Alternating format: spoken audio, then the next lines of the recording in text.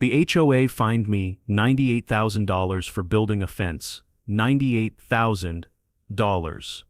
Their threats of liens, foreclosure, and financial ruin all came down to a wooden boundary I built to keep my kids safe. But here's the thing about fences: they don't just keep people out, they mark lines that can't be crossed.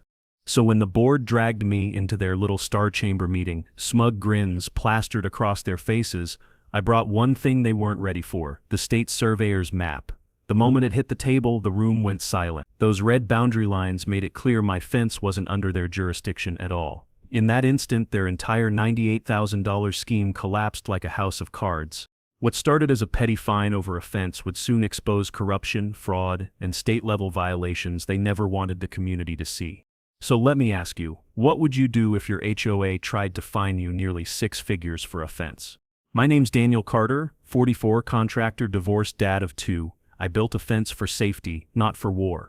When I first started this project, all I wanted was peace of mind. My kids Sophia, 15, and Jacob, 12, were spending more and more time outside, and with the steady traffic on our corner lot, I worried about their safety. The old hedge line that marked my yard had gaps wide enough for our dog, Duke, to dart through and straight into the street. I'd patched it with chicken wire and plywood scraps, but it looked like a junkyard fix. I wanted something solid, something decent, a fence.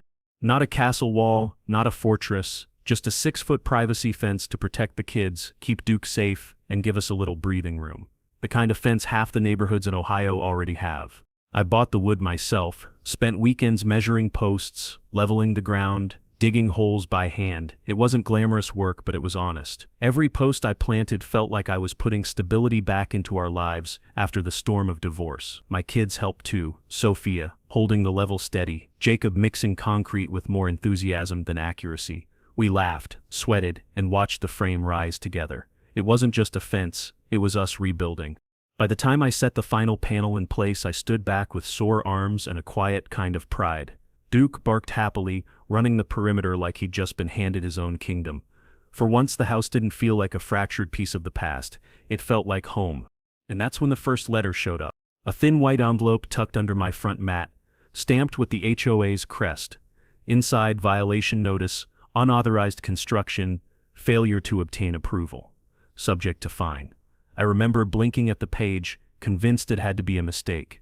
Approval? For a fence? Our bylaws allowed them, half the neighbors already had one. The kicker was the number. 98,326 tons. Itemized, like some absurd grocery bill. Fence height infraction, $12,000. Unapproved materials, $18,000. Jurisdiction encroachment, $30,000. Administrative penalty, $38,000. My hands shook reading it. This wasn't a typo. It was a weapon. I stared at that letter for a long time, trying to process how a wooden fence could translate into financial ruin. My first thought wasn't even anger, it was fear. Fear that I couldn't protect my kids. Fear that the house I'd fought for in the divorce would be ripped out from under us because some board member decided to make an example of me. When I told Sophia and Jacob, they didn't know how to react.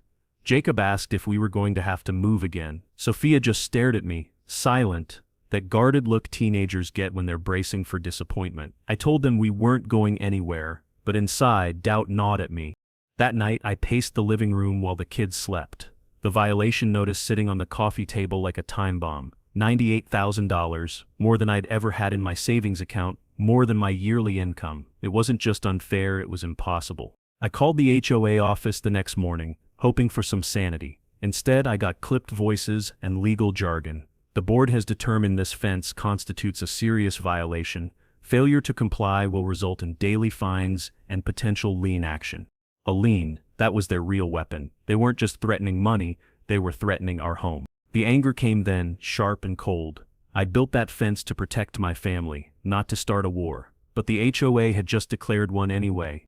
I didn't know it yet, but that fence wasn't just a line in the yard, it was the battle line for everything that came next. If you want to understand the war I was up against, you need to meet the people who declared it. Every HOA has its cast of characters. Ours had a president named Gerald Thornfield, a man who thought wearing a tie to a monthly neighborhood meeting made him a statesman. He was the type who could drone on for 45 minutes about mailbox colors while ignoring the actual problems people raised. Then there was Brenda Collins, the treasurer. Sharp suit, sharper tongue, and a smile so fake you could practically hear it crack when she talked. Together they were the self-appointed guardians of community standards. Gerald was in his late 50s, retired insurance adjuster, with a permanent squint that made you feel like you were already guilty of something. He loved procedure, Robert's Rules of Order, printed agendas, official minutes. The man could weaponize paperwork like it was artillery. Brenda, on the other hand, was all about control. She knew every bylaw by heart, and she loved to recite them like scripture. She carried a clipboard everywhere, as if it were some badge of authority. If she caught your grass at 3 inches instead of 2.5, she'd note it down with a flourish, ready to serve you a violation notice by sunset. And yet, the irony was rich. Gerald's lawn was usually the worst on the block, patchy and uneven, and Brenda's shutters hadn't been painted in years. Selective enforcement was their specialty. They weren't about fairness, they were about power. I first clashed with them at a board meeting. I'd gone to ask about the $98,000 fine, paperwork in hand, convinced there had to be some rational explanation. The room was half empty, just a handful of bored neighbors sipping coffee. Gerald sat at the head of the table like a judge, Brenda at his side, flipping through my file as if she were already preparing a guilty verdict. "This is not a mistake, Mr. Carter," Gerald said, adjusting his tie for the 3rd time in 2 minutes. "Your fence was erected without proper approval, in violation of Section 7.42 of the Pinewood HOA standards." I leaned forward, heart pounding. With respect, Section 7.42 just says fences need to be maintained in good condition. It doesn't forbid new construction. That's when Brenda jumped in, her smile tightening. "Daniel, you're new to this community. Perhaps you don't understand how compliance works. We have the authority to approve or deny modifications as we see fit. Your fence did not go through the process, and unfortunately that carries significant penalties." Her tone was syrupy, but her eyes glittered with satisfaction. She wasn't explaining, she was enjoying the intimidation. I glanced around the room, hoping someone else would speak up. A couple of neighbors shifted uncomfortably, but no one said a word. That's how they worked: fear, silence, control. But here's where my background came in handy. 20 years as a contractor had taught me to read more than blueprints. I'd spent nights poring over HOA bylaws, city ordinances, state codes, and one line stood out: HOA jurisdiction ends at the property line. They can't regulate anything beyond it. They don't own the right-of-way, they don't control municipal easements, and they certainly don't trump state survey records. That knowledge sat in the back of my mind like a loaded weapon. I didn't pull the trigger yet, but I knew I had ammunition.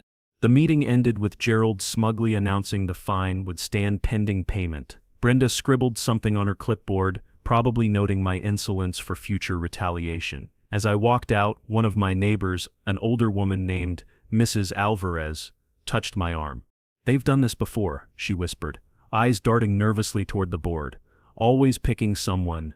Last year it was the Johnsons over a shed. Before that, the Nongans about a garden trellis.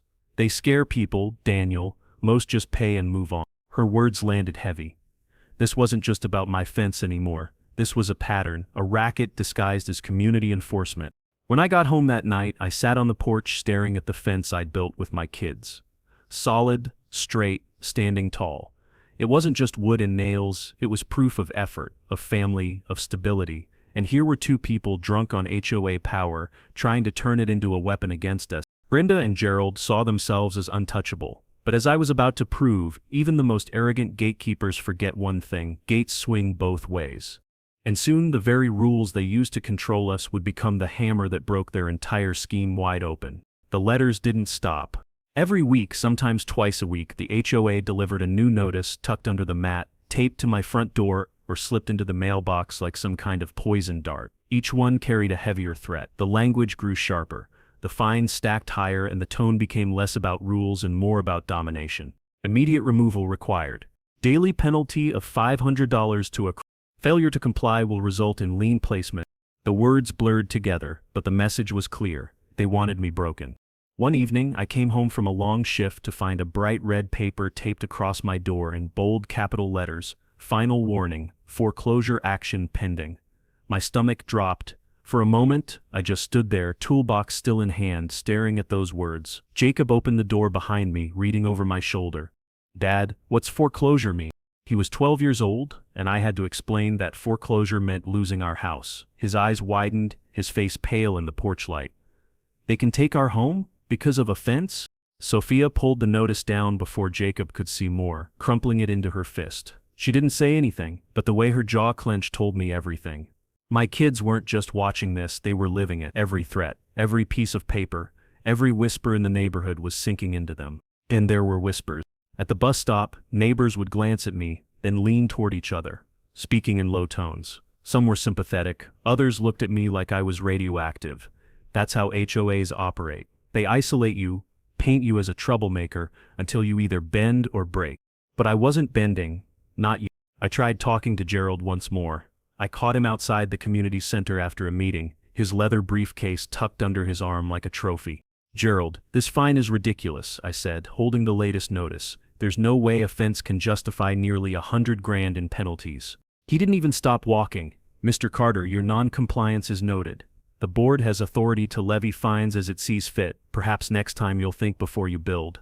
That smug, dismissive tone lit a fire in me I hadn't felt in years. It wasn't just about a fence anymore. It was about control. They weren't protecting property values. They were punishing me because I refused to play their game.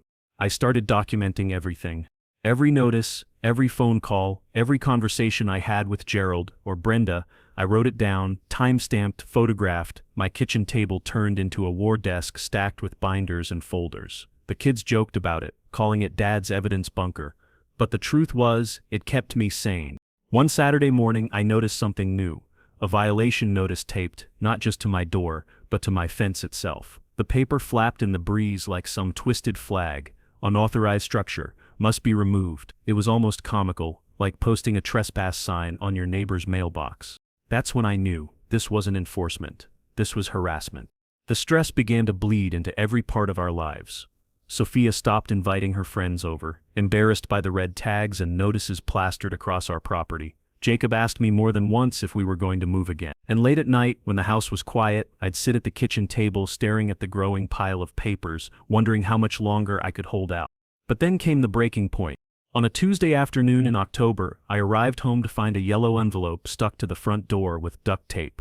Inside was a notice of intent to lien. It claimed that if I didn't pay the $98,000 fine within 30 days, the HOA would file to seize my home.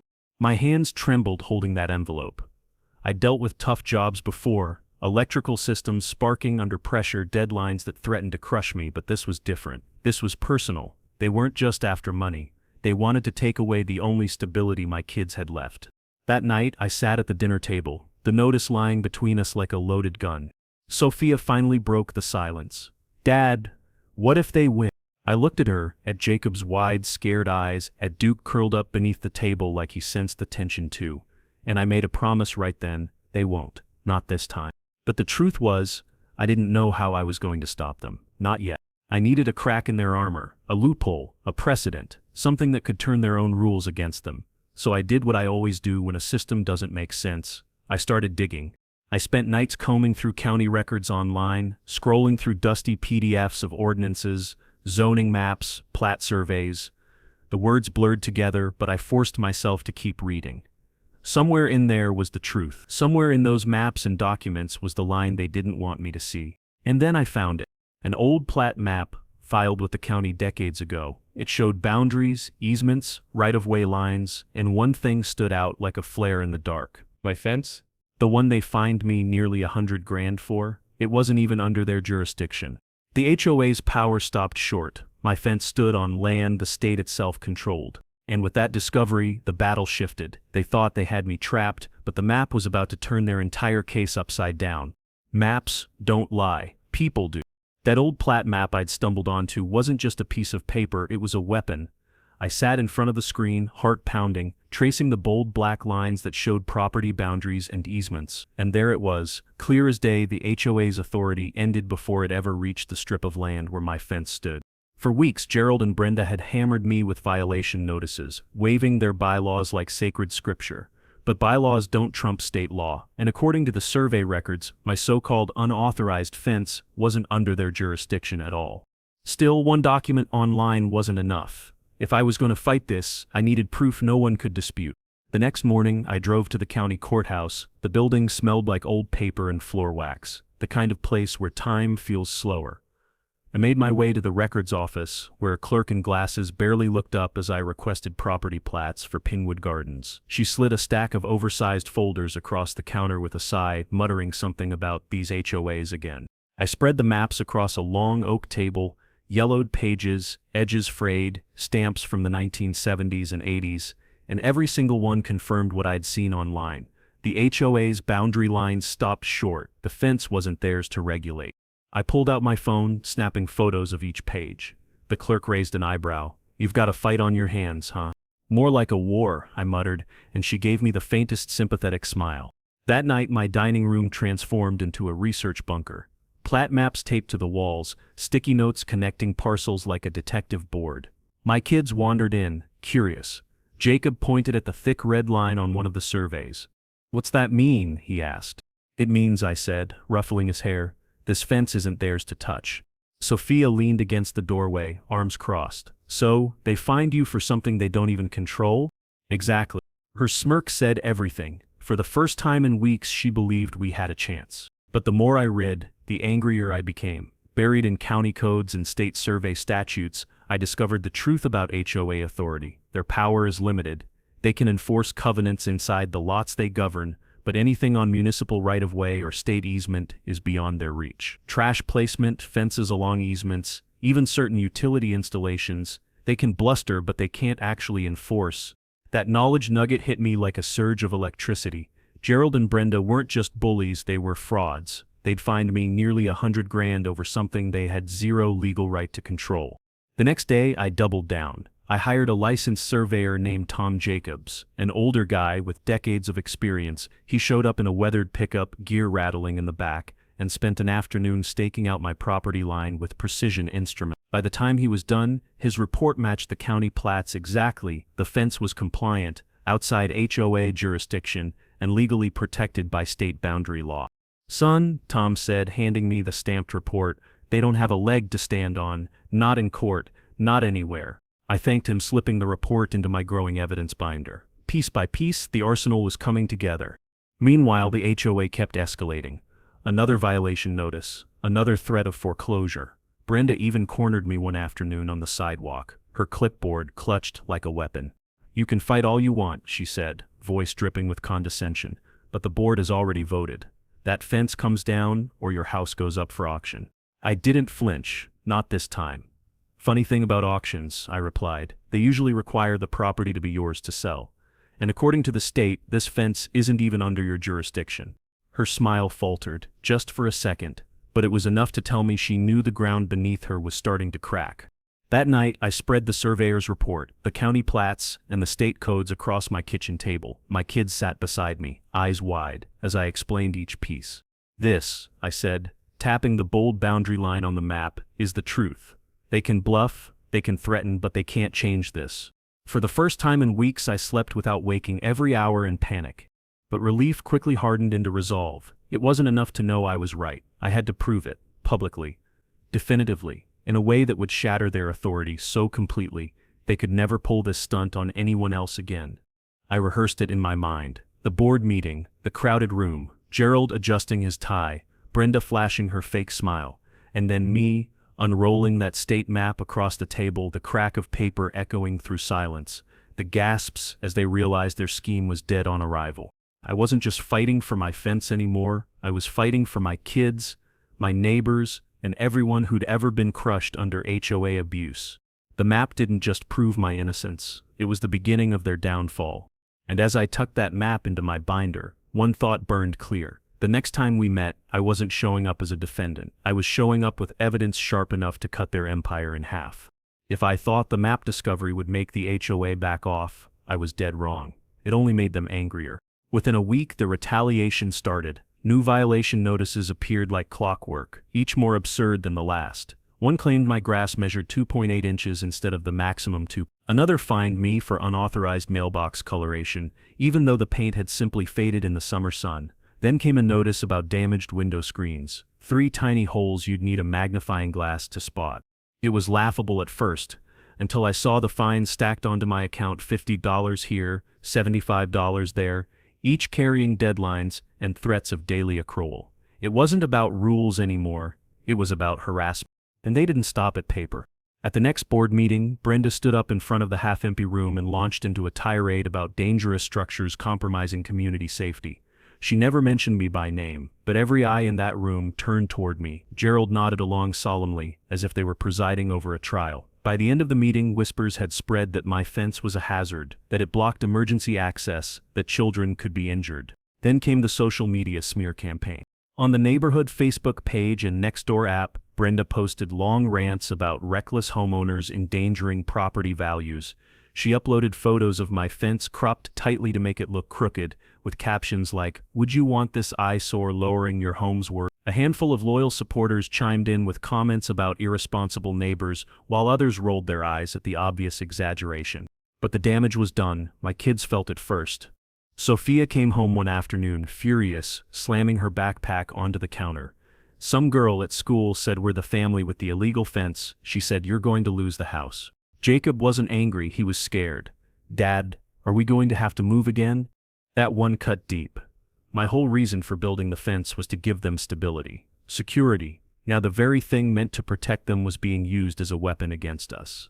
I tried to keep strong for them, but inside, the stress was wearing me down. The constant notices, the threats, the sideways glances from neighbors, it all piled up like sandbags pressing against my chest. Still, I wasn't alone. Mrs. Alvarez, the elderly neighbor who'd warned me earlier, stopped me at the mailbox one evening. "They tried this with me years ago," she said quietly. "They wanted me to tear down my garden shed. I paid fines for months before I gave up. Don't let them win." Her words steeled me. This wasn't just about my fence anymore. It was about a pattern of abuse, a system designed to crush anyone who resisted. So I decided to escalate. I filed a formal complaint with the state property office. Armed with the surveyor's report, the county plats, and a binder full of violation notices, I laid out my case. The HOA was fining me for something outside their jurisdiction, retaliating when I resisted, and spreading false claims to intimidate me. The clerk who accepted my complaint flipped through the binder, eyebrows rising. "You've got quite a case here," she said. "This isn't enforcement, this is overreach." Those words were the validation I needed. But the HOA wasn't slowing down. A week later, I came home to find a bold, red-stamped envelope in my mailbox. Notice of foreclosure action initiated. It claimed I was in arrears by over $100,000 in fines and penalties, and that the association had the right to seize my property. I laughed at first, a bitter, disbelieving laugh. Then anger took over. They weren't bluffing anymore, they were threatening my kids' home. That night, as I sat at the table with Sophia and Jacob, I laid it out for them. "They're trying to scare us," I said. "They want us to believe we're powerless, but we're not. I have the map, I have the law, and I have the truth." Sophia leaned forward. "So what do we do?" I looked at both of them, and for the first time in weeks, I didn't feel doubt. I felt determination. "We fight back," I said. "Not just for us, but for everyone they've pushed around." The next morning, I mailed certified copies of the surveyor's report and the state plats directly to the HOA's legal counsel, attaching a cover letter that made my position crystal clear. Any further harassment would be met with legal action, civil or criminal. When I dropped the envelope into the blue mailbox, a weight lifted, not because the fight was over, but because I'd shifted from defense to offense, and from that moment, the war truly began. Because the harder they pushed, the more I realized this was never about offense, it was about exposing the rot festering at the heart of the HOA itself. At first I thought the $98,000 fine was about power, control, ego, but the deeper I dug, the more I realized it wasn't about offense at all, it was about money. The clue came from Patricia Lopez, the only board member who seemed remotely reasonable. After one heated meeting, she caught me in the parking lot, her voice low enough to be drowned out by the cicadas. "Daniel," she said, "you need to know something. Gerald's been pushing for new perimeter upgrades, walls, gates, landscaping contracts, and every proposal, it somehow funnels back to the same company. Wheatstone Construction. You might want to check who owns it." That night, after my kids were asleep, I sat at my computer scrolling through the state business registry. My fingers hovered over the keyboard, a sick feeling already forming in my stomach. I typed Wheatstone Construction LLC. The results popped up instantly. Registered 6 months earlier. Mailing address, Gerald Thornfield's own home. Listed owner, his brother-in-law. And the president of record, none other than Gerald himself. I leaned back in my chair, exhaling slowly. It all made sense now. The absurd fines, the harassment, the threats of foreclosure, they weren't about rules. They were about leverage. They wanted me out of the way. Because my fence sat on land Gerald needed for his pet project, a perimeter wall his own company could overcharge the HOA for. The realization made my blood boil. Here was the president of our HOA, lecturing us about community standards while secretly lining his own pockets. And Brenda, she wasn't just his enforcer, she was his shield, burying the community in violation notices so no one had time to notice the money trail. But anger wasn't enough. I needed proof, so I dug deeper. I filed public records requests for HOA contracts and budget reports. I combed through county meeting minutes. The numbers were damning. In just 3 months, Wheatstone Construction had been awarded nearly $60,000 in contracts, sidewalk repairs, landscaping upgrades, community center touch-ups. Every single job had been rubber-stamped by Gerald, and every bid had undercut competitors by just enough to appear legitimate, while still funneling money back to his pocket. Knowledge nugget: HOA board members are legally bound by fiduciary duty. That means they're required to act in the best interest of the community, not themselves. Conflict of interest laws demand disclosure when a board member or their family has ties to a vendor. Failure to disclose can result in civil liability, criminal fraud charges, and removal from office. Gerald hadn't disclosed a thing, he'd hidden it, deliberately. The next piece fell into place when Mrs. Alvarez knocked on my door one evening. Her hands trembled as she clutched a manila folder. "I've been holding on to this for years," she said softly. "But after what they're doing to you, I can't stay silent." Inside were old violation notices, yellowed with age. The language was hauntingly familiar: unauthorized structure, daily fines accruing, lien threatened. But these weren't about a fence, they were about a storage shed she and her late husband had built 20 years ago. "They fined us into the ground," she whispered, tears welling. "We sold the shed, then the garden, and finally we had to sell the house itself. My husband never forgave himself. And then, wouldn't you know it, the HOA used that same land for a new gate project, paid to Thornfield Contracting." Her voice cracked. "They've been doing this a long time, Daniel. You're just the first one fighting back." I sat there stunned, the weight of her words pressing into me like lead. This wasn't a one-off abuse. It was a system, a racket. Gerald had been playing this game for decades, using the HOA like his personal ATM and destroying anyone who stood in his way. I promised her then and there, this time, they won't get away with it. Over the next week, my binder grew thicker. Budget spreadsheets, vendor invoices, contracts signed with Wheatstone, testimonies from neighbors who'd been targeted. The picture was clear. Gerald and Brenda had weaponized the HOA to enrich themselves. My fence was just collateral damage. One night as I laid everything out on the dining table, Sophia walked in. She looked at the piles of paper, the maps, the invoices, and shook her head. "Dad, this looks like one of those crime boards on TV," she said. "That's exactly what it is," I told her, "except the criminals are running our neighborhood." She didn't laugh, she just put her hand on my shoulder and whispered, "Then you'd better win." Her faith in me lit a fire I didn't know I still had. By the end of that week, I had enough evidence to prove not just harassment but corruption, enough to show Gerald wasn't a guardian of community standards, he was a thief in a suit. But evidence alone wasn't enough. To take him down, I needed the one thing Gerald had used against me from the start: the community itself. And as I stared at the thick binder of proof, one thought became clear: if I was going to end this, I couldn't do it alone. It was time to bring the neighbors into the fight. The binder on my dining table wasn't just paperwork anymore, it was dynamite waiting to be lit. But dynamite alone doesn't bring down a fortress. You need a crowd with matches. The neighbors had always whispered in hallways, muttered at bus stops, rolled their eyes when Brenda marched by with her clipboard. But whispers don't change anything. Whispers just keep people scared. If I wanted to break the board's hold, I had to turn whispers into voices. So I started knocking on doors. The first was Mrs. Rodriguez on Maple Street. She opened the door cautiously, like she expected another violation notice from Brenda. But when I showed her the surveyor's report and the contracts linking Gerald to Wheatstone Construction, her eyes widened. She muttered in Spanish under her breath, then signed my petition without hesitation. "They fined me last year for leaving my trash can out 15 minutes early," she said. 15 minutes, and then Gerald's company paved my sidewalk the next month. I knew it wasn't right. Next came the Johnson family. Their kids' chalk drawings had earned them a violation notice for defacement of property. The father, Mark, slammed his fist on the table after I laid out the spreadsheets. "They've been stealing from us for years," he growled. "Count us." Door by door, story by story, the community began to wake up. Olivia brewed tea and handed out cookies while neighbors crowded her living room to hear about the fraud. Jim Torres, the maintenance guy, started keeping logs of suspicious work orders. Patricia Lopez quietly funneled me more documents from inside the board. The binder grew thicker, the signatures longer, the resolve sharper. It wasn't easy. Some doors stayed shut, some people were too afraid of retaliation, afraid of liens or fines, or the board's wrath. But every no was balanced by 2 new yeses. By the end of 2 weeks, 89 signatures filled my petition, more than half the neighborhood. We weren't whispering anymore. We were demanding change. And the map became our rallying cry. One Saturday afternoon, I invited a dozen neighbors into my garage. I cleared the workbench, taped the state survey map to the wall, and laid out the evidence like a crime drama board. Red string, arrows, sticky notes.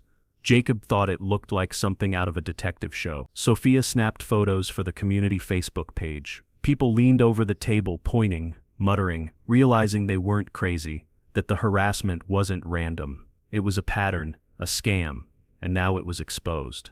The energy shifted. For months, Brenda and Gerald had ruled by fear, but fear was turning into anger, and anger into action.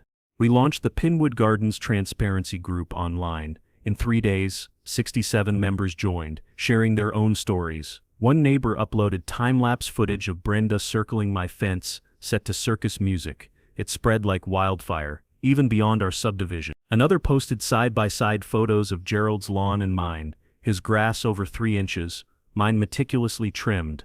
The hypocrisy was undeniable. The kids in the neighborhood even got involved. Teenagers made memes of Brenda's Escalade colliding with a cartoon concrete wall. Elementary schoolers chalked "free the fence" on driveways. What started as harassment was becoming a joke, and nothing destroys bullies faster than laughter. But behind the humor, we were organizing for something serious. Patricia drafted a motion for a full financial audit.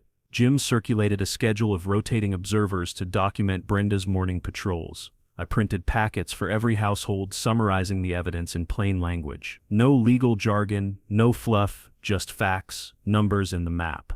By the end of the month, momentum was undeniable. Neighbors who'd once avoided eye contact now waved as I walked Duke. People who'd stayed silent at meetings were whispering, "When's the showdown?" The board thought they had isolated me, but they had created the exact opposite, a coalition. The tension built toward the next board meeting. We all knew it wouldn't be business as usual. The community center, usually half empty, was buzzing days in advance.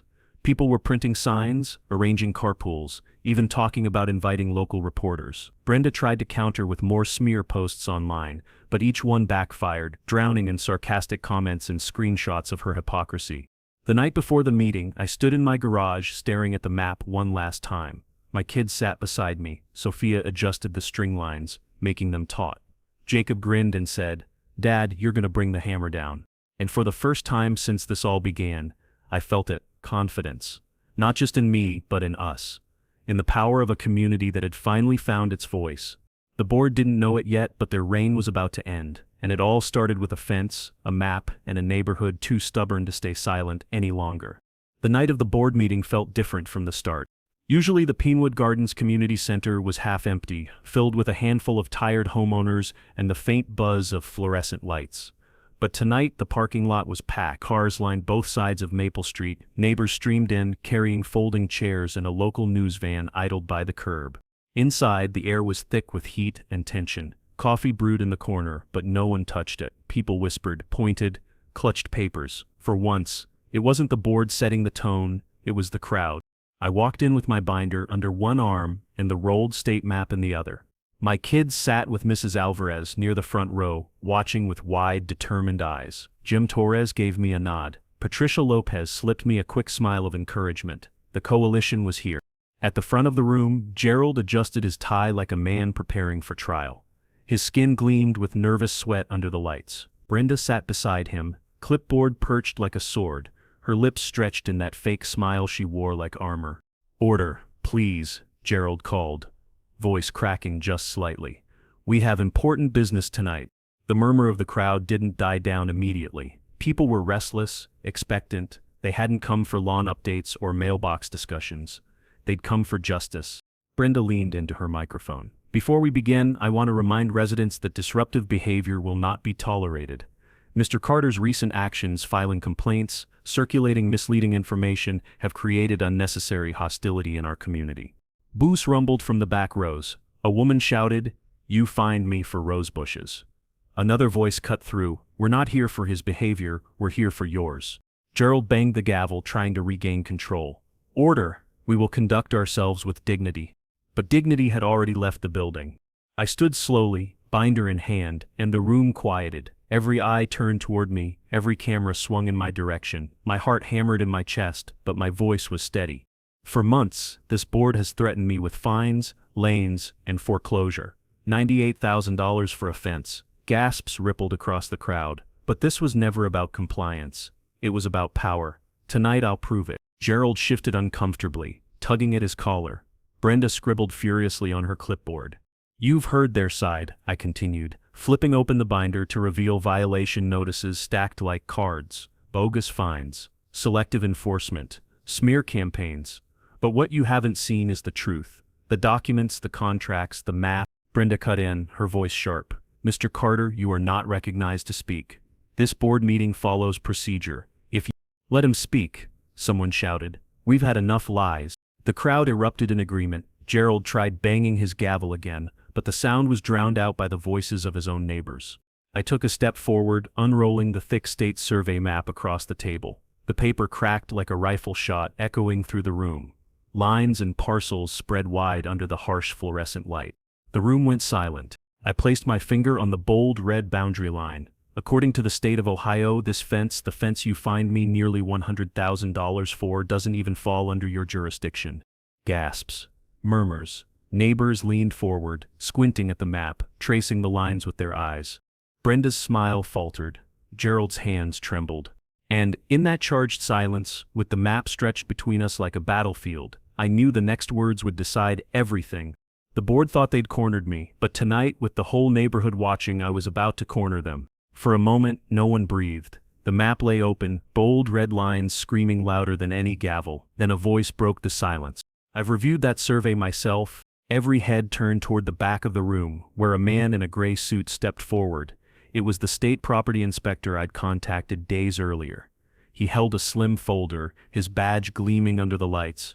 "This fence," he said, tapping the map, "is outside HOA jurisdiction. The board has no authority to fine or enforce here. Any penalties issued are null and void." The room erupted, cheers, clapping, voices rising like a wave. For months, fear had kept people quiet. Tonight, the truth tore the gag away. Gerald's face drained of color. Brenda's pen clattered to the table. I raised my voice above the roar. "But that's not all. This isn't just about a fence, it's about fraud." I flipped to the contracts in my binder, holding them high. Every perimeter upgrade, every maintenance job awarded to Whitstone Construction. "And who owns Whitstone?" "Gerald Thornfield, our HOA president." Gasps turned into shouts. Neighbors surged forward to see the pages. Mrs. Rodriguez shouted, "Thief!" Someone else yelled, "That's our money." Gerald stammered, This is misrepresentation." "No," Patricia Lopez cut in, her voice clear. "I sit on this board, I've seen the contracts. He never disclosed his financial interest. That is a violation of fiduciary duty." The crowd roared again. Brenda snapped. She leapt to her feet, fingers stabbing the air. "You people don't understand. Without standards, without us, this neighborhood would collapse into chaos. People like him," she pointed directly at me, her face twisted with rage. "They don't belong here. They ruin decent communities." The racial undertones were unmistakable. Gasps cut through the crowd, followed by murmurs of disgust. Mrs. Alvarez rose, her voice shaking but loud. "Enough. We have lived under your bullying long enough. You fined me for a shed so your friends could profit. You destroyed families." Brenda's veneer shattered completely. She screamed, grabbing at my binder, trying to rip the evidence apart. Two neighbors restrained her as cameras flashed, reporters scribbling furiously. Channel 7's camera light burned bright, capturing every second of her breakdown. And then came the final blow. The door opened, and Officer Derek Martinez stepped in, warrant folder in hand. His voice carried like a verdict. "I have here an order to seize records relating to insurance fraud and conflict of interest violations.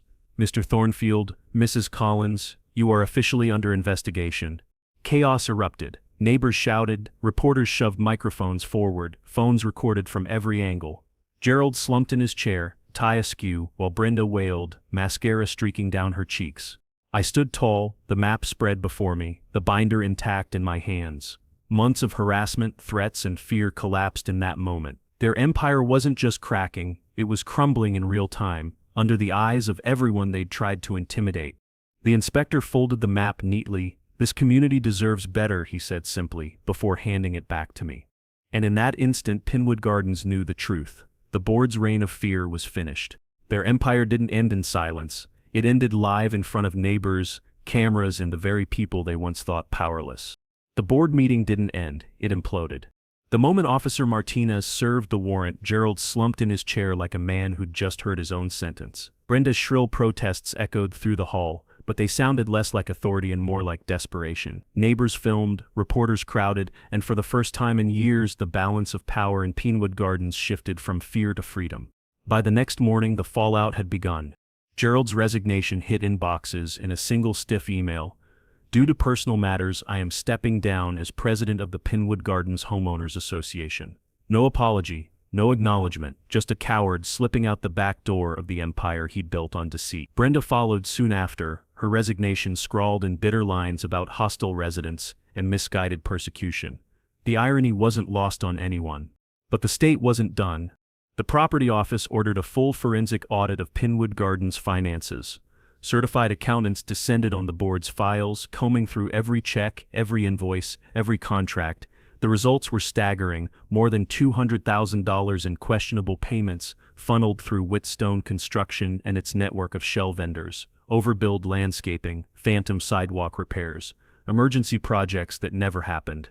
The scandal broke wider when Channel 7 ran their exposé, HOA or ATM, how Pinwood leaders lined their pockets. Footage of Brenda's meltdown ran on repeat, paired with spreadsheets of misspent dues. The story spread beyond Ohio, a cautionary tale for every community shackled by overreaching HOAs. For us, the victory came in smaller, sweeter pieces. Refund checks arrived in the mail, $1,700 per household, restitution from the recovered funds. Liens dropped, violation notices voided, accounts reset. The fine that once hung over my head like a guillotine was officially erased. And the fence? Untouchable. I'll never forget the night I opened the letter, clearing my property. Jacob sat beside me, swinging his legs nervously. I read the words twice, then slid the paper across the table. "Does this mean we get to keep the fence?" he asked, wide-eyed. Sophia, more skeptical, leaned over his shoulder. "Or are they going to come back with some new excuse?" I smiled for the first time in months without hesitation. "It means the fence stays forever."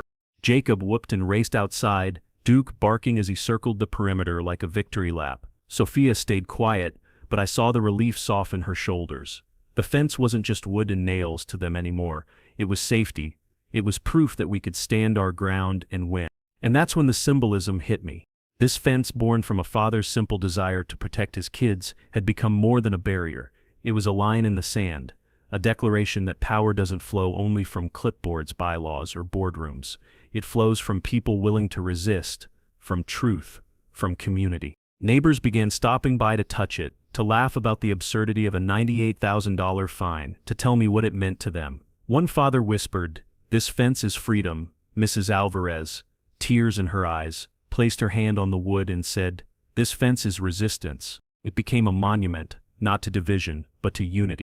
But not everyone celebrated. Gerald vanished from public view, rumors swirling about legal battles and seized assets. Brenda fled to Florida to live with her sister, her once pristine Escalade, a rolling testament to arrogance meeting immovable resistance. Whitestone Construction collapsed overnight, stripped of contracts, its shady profits clawed back by investigators.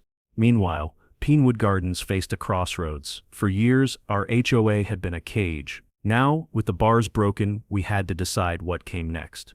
The community buzzed with energy, neighbors talking about elections, transparency, accountability. Patricia Lopez, who'd bravely broken ranks, emerged as the natural choice for leadership. Still, amid the victory, I couldn't shake a sobering thought. This fight had cost months of stress, sleepless nights, and strained smiles for my kids. We'd stood against the machine and won, but only because I refused to break. How many others had lost before me? How many families had been forced to sell, like Mrs. Alvarez and her shed? As I stood one evening in the yard, Duke at my side, I ran my hand along the fence. The wood was rough, the nails weathered, but it stood strong.